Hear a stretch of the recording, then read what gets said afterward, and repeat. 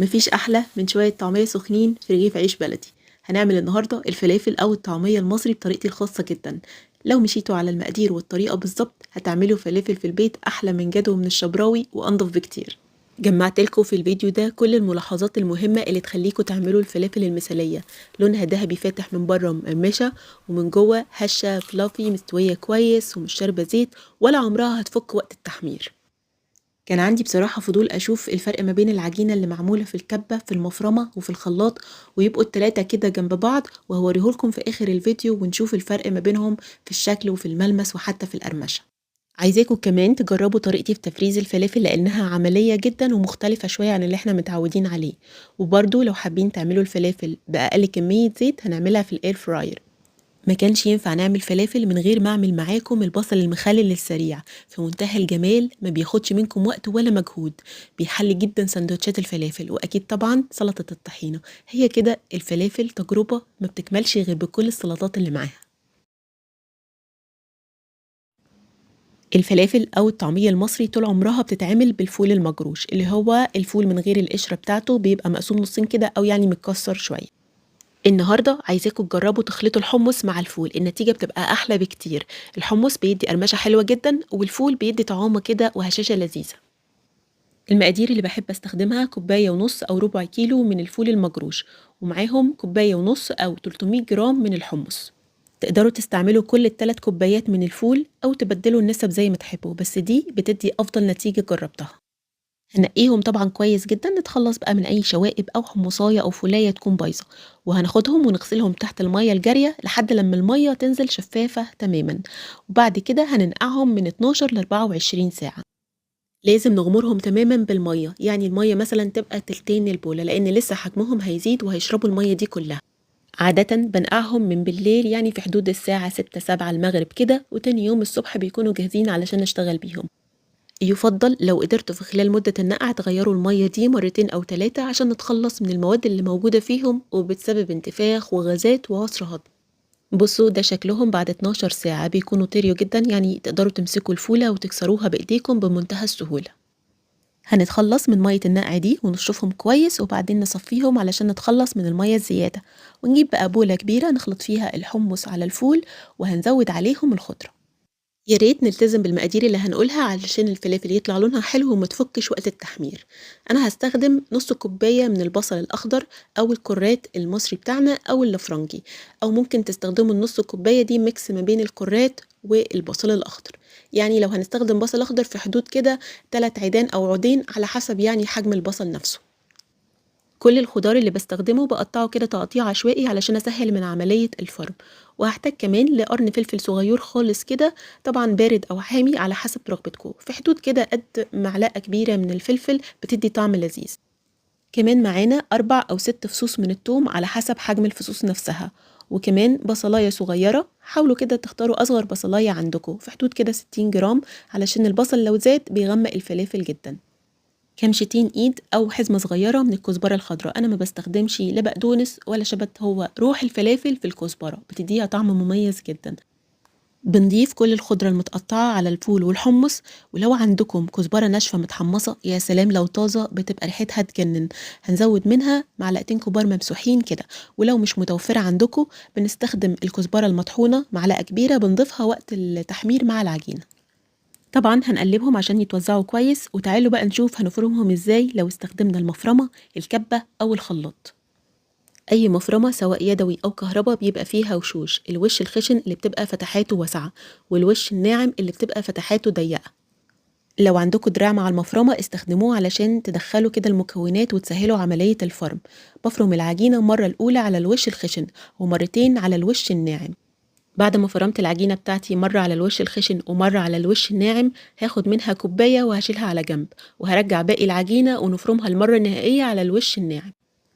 الكوباية اللي احنا شلناها على جنب بيكون ملمسها أخشن شوية من بقية العجينة، فبتديها قرمشة وقوام هش وجميل. العجينة المظبوطة بيكون لونها أخضر فاتح وقوامها متوسط، يعني ما هيش خشنة قوي ولا ناعمة بزيادة، والمفروض إن احنا لو مسكناها بإيدينا ما تنزلش مية كتير، بس في نفس الوقت يبقى فيها نسبة رطوبة. فالعجينة اللي احنا بنعملها بالمفرمة لازم وقت التحمير نزود معاها معلقتين 3 كده من المية، عكس العجينة اللي بتتعمل في الكبة وفي الخلاط. دول بنستخدم مَيّة علشان نعجن الفلافل، فبالتالي وقت التحمير مش هنزوّد مَيّة في العجينة خالص. لو هنعمل العجينة في الخلاط هنبدأ الأول بنص كوباية من المَيّة ونزود عليها شوية من مقدار الفلافل، ما نكترش قوي علشان ما يبقاش حمل على الخلاط، وبعدين هنبدأ نضرب وكل وقت والتاني كده بنحرك بسباتولا أو حاجة علشان نساعد الخلاط إن هو يفرم. طبعا بنوقف الخلاط ونقلب وبعدين نرجع نشغله تاني، ولو احتاجنا نزود شوية مية بنزود حاجة بسيطة. إحنا بس بنزود المَيّة علشان تساعد الحركة في الخلاط، ما يبقاش حمل زيادة عليه ويتحرق، وأول ما العجينة تنعم معانا، بس طبعًا بلاش نخلّيها ناعمة بزيادة، نجيب بقى spatula ونحاول إن إحنا نصفّي المَيّة الموجودة في العجينة وننزّلها كلّها. المَيّة دي هنرجّعها تاني في الخلاط ونزوّد عليها باقي الخليط بتاع الفلافل، ونعيد الموضوع ده كذا مرّة لحد لمّا نخلّص العجينة كلّها. المقدار ده ممكن يحتاج مننا كوباية من المَيّة أو أكتر على حسب حاجة العجينة وقوة الخلاط بتاعكم، وبعد ما بنخلّص لازم نسيب العجينة تتصفى تمامًا لحد ما بتنزّلش مَيّة خالص. الكبة غير الخلاط مش هتحتاج لكل كمية المَيّة دي، يعني كمية العجينة بتاعتنا ممكن تاخد ربع كوباية مَيّة بالكتير أوي أو أزيد حاجة بسيطة، يعني بنضيف في كل مرة معلقة كده أو حاجة بسيطة يا دوب تساعد الكبة في إن هي تحرك العجينة. وطبعًا من وقت للتاني بنقلب المكونات بspatula كده علشان نتأكد إن هي مفرومة كويس، وحاولوا إن أنتم ما تملوش الكبة أوي، يعني يبقى فيها مجال كده للحركة علشان المكونات تمتزج كويس أوي وتتفرم مضبوط. نحاول ما نخلّيش العجينة تبقى ناعمة بزيادة، لمّا بيكون قوامها متوسط بتبقى مقرمشة أكتر. عايزاكم كده تشوفوا الفرق ما بين اللي معمولة في الكبة واللي معمولة في الخلاط. اللي بتتعمل في الكبة بتبقى لونها أغمق سِنّة وبيبقى قوامها أخشن زي ما أنتم شايفين. اللي معمولة في الخلاط بتبقى هشة كده، عاملة زي الكريم شانتيه لإن داخل فيها هوا كتير، لكن بيبقى قوامها ناعم أوي. فحبيت إن أنا آخد نُص من المقدار اللي معمول بالكبة على نُص من المقدار اللي معمول في الخلاط، واشوف وقت التحمير هيبقى شكل الفلافل عامل ازاي وقوامها هل هيختلف عنهم ولا لا. بعد ما خلصنا العجينة هضيف على المقدار كله 3 معالق كبيرة مليانة من النشا. النشا بتدي قرمشة حلوة جدا للفلافل. هسيب العجينة ترتاح نص ساعة قبل التحمير، ولو الجو حر يفضل ندخلها التلاجة. على بقى ما العجينة ترتاح تعالوا نعمل البصل المخلل السريع. كوباية مية وعليها كوباية خل، أي نوع خل عندكم ينفع، و3 معالق كبيرة من السكر بتقلل شوية كده من حموضة الخل، ومعاهم معلقة كبيرة من الملح. هنرفعهم على النار ونقلب لحد لما الملح والسكر يدوبوا، مش شرط يعني إن احنا نغليهم ولا حاجة. والخليط كده لسه سخن هنزود معلقة صغيرة من الفلفل الأسود الحب، وممكن فصين من الثوم أو شطة على حسب رغبتكم. الإضافات دي كلها اختياري. الخليط بتاعنا ممكن نضيفه وهو سخن أو وهو بارد. لو ضفناه وهو سخن البصل ما بيبقاش مقرمش قوي، لكن وهو بارد البصل بيقرمش أكتر. وطبعا نقطع البصل طرنشات رفيعة، كل ما تكون رفيعة كل ما تخليله يبقى أسرع. طبعا بنحط البصل في برطمان متعقم وهنغطيه بالسائل اللي احنا عملناه من شوية. السائل ده يكفي تقريبا في حدود 3 ل 4 بصلات على حسب حجمهم. بنغطيه وبنسيبه في التلاجة، بيكون جاهز على الأكل يعني في حدود 4 ل 6 ساعات، وممكن نحتفظ بيه في التلاجة لحد أسبوعين. بعد ما البصل بيخلص ممكن السائل ده نستخدمه في تخليل البصل، بس يعني يفضل مرة واحدة بس تكون كفاية. علشان سلطة الطحينة هنحتاج لربع كوباية من الطحينة الخام، وعليهم معلقتين كبار من عصير الليمون. هنقلبهم بقى كويس لحد ما تلاقوا كده عملت كتلة. هنزود عليهم شوية صغيرين كده من المية بالتدريج لحد ما تلاقوا الطحينة بدأت تفك وترجع كريمي تاني.